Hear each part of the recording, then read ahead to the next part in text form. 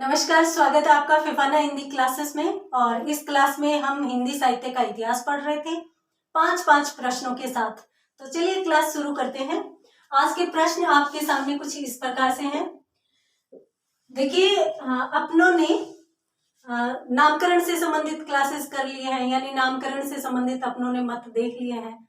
मैंने आपको कहा था कि अपन कंटिन्यू चलेंगे, तो मोस्ट प्रश्न करेंगे परंतु लगातार करेंगे। आदिकाल के नामकरण से संबंधित थे, तो उसके बाद जो महत्वपूर्ण प्रश्न उठता है वो उठता है पहले कवि का।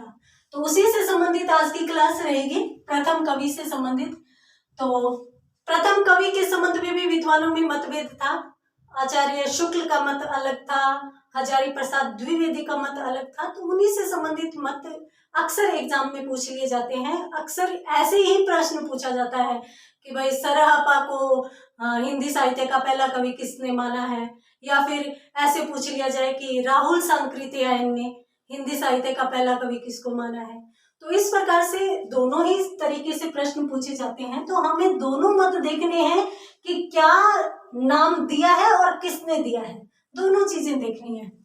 तो यहाँ पर हमारा प्रश्न बनता है, राहुल सांकृत्यायन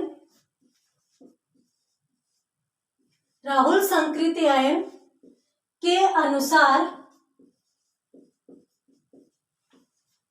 अनुसार हिंदी के प्रथम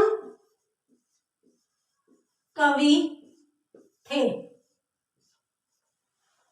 पहला प्रश्न इस प्रकार से रहेगा और कमेंट बॉक्स में लिखिए, क्योंकि अगर आपने थोड़ा सा भी हिंदी को पढ़ा है ना, तो ये प्रश्न तो आपको आता है, क्योंकि महत्वपूर्ण मत है। उसके बाद अपन बात करते हैं, विद्यापति को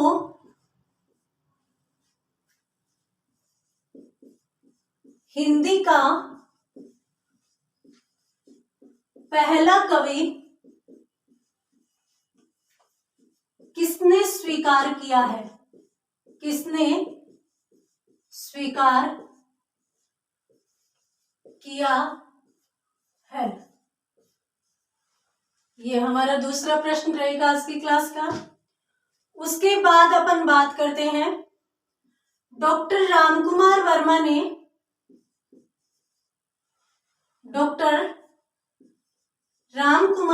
ने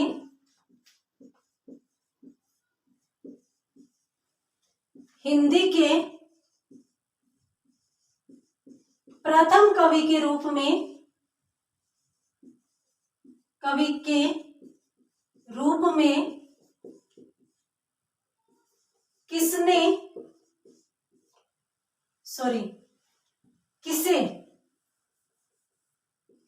किसे माना है। अपन यहाँ पर ये भी लिख सकते हैं, स्वीकार किया है। रामकुमार वर्मा ने हिंदी के प्रथम कवि के रूप में किसे माना है। उसके बाद अपन अगले प्रश्न पर आते हैं, चौथा प्रश्न,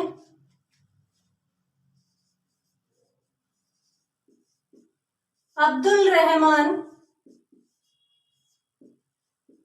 को हिंदी का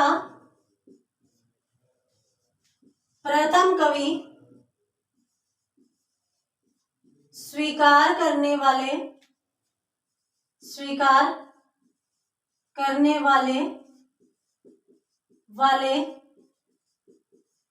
साहित्यकार थे। इस क्लास में अपन इन 5 प्रश्नों के माध्यम से सभी के मत क्लियर कर लेंगे। अंतिम जो 5वां प्रश्न है वो कुछ इस प्रकार से रहेगा, क्योंकि हमारे मन में प्रश्न उठता है कि जब इन विद्वानों ने या अलग अलग विद्वानों ने अलग अलग मत दिए, तो हम किसे पहला कवि माने, तो सर्वमान्य मत क्या है। तो उसी से संबंधित अपन प्रश्न करेंगे। ये सर्वमान्य रूप से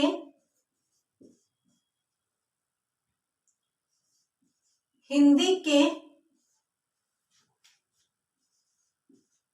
प्रथम कवि कवि के रूप में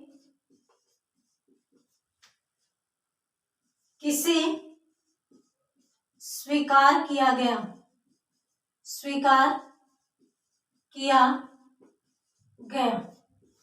तो यहां पर ये अपना अंतिम 5वां प्रश्न रहेगा। सबसे पहले अपन बात करते हैं पहले प्रश्न की।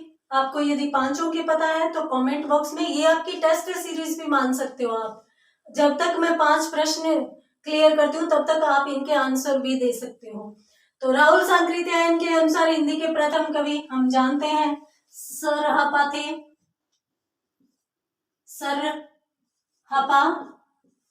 सरहपा, जिनका समय 769 माना जाता है।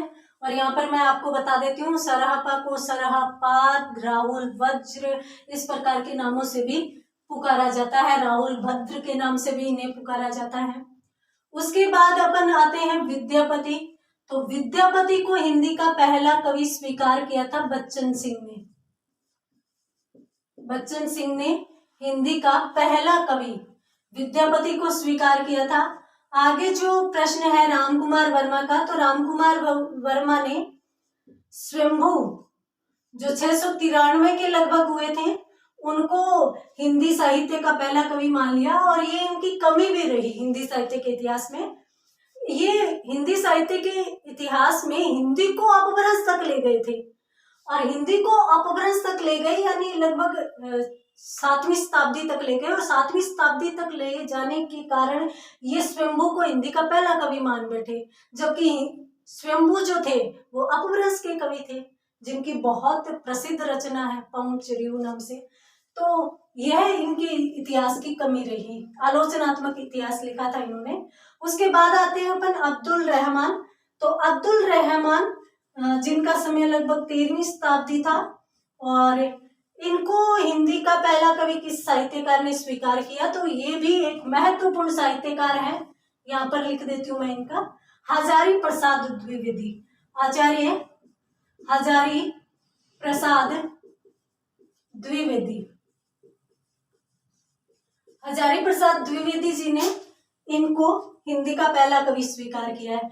अब बात आती है सर्वमान्य रूप से। तो सर्वमान्य रूप से यदि अपन बात करें तो जो राहुल सांकृत्यायन का मत था उसे ही सर्वमान्य रूप से स्वीकार किया गया था। तो अपन हिंदी का पहला कवि सरहपा को स्वीकार कर सकते हैं, जो 769 में हुए थे, यानी 769 ईस्वी में हुए थे। तो इनको हिंदी का पहला कवि स्वीकार कर लिया जाता है। हाँ, एक मत और भी आता है राजा मुंज का। राजा मुंज व भोज 2 कवियों का नाम लिया जाता है। तो राजा मुंज व भोज है वो आचार्य शुक्ल मानते थे उनको पहला कवि। इसके साथ साथ गुलेरी जी ने भी उनका समर्थन किया था। इसके साथ साथ एक प्रश्न और पूछा जाता है, यहाँ पर मैं आपको थोड़ा सा बता देती हूँ पुष्य व पुंड के बारे में। पुष्य या पुंड बोलेंगे अपन, क्योंकि इन्हीं को ही कहीं पर पुष्य लिखा जाता है, कहीं पर पुंड लिखा जाता है। तो ये जो मत दिया था वो शिव सिंह सेंगर ने दिया था। शिव सिंह सेंगर ने इन्हें पहला कवि माना था। और यहाँ पर आप इसको इस तरीके से याद कर सकते हो कि भगवान शिव के संबंध में इस प्रकार के वो जो उनका मंत्र आता है उनमें डे वर्णों की आवृत्ति होती है। तो पुष्य या पुंड शिव सिंह, तो इसको जोड़कर आप याद कर सकते हो। तो आज की क्लास के ये महत्वपूर्ण 5 प्रश्न हैं, जिनमें मुंज व भोज और पुष्य व पुंड, इनको भी आप विशेष रूप से ध्यान रखेंगे। तो यदि आप स्क्रीनशॉट लेना चाहते हैं तो ले लीजिए। आज की क्लास में इतना ही, मिलते हैं अगली क्लास में अगले प्रश्नों के साथ। तब तक के लिए धन्यवाद।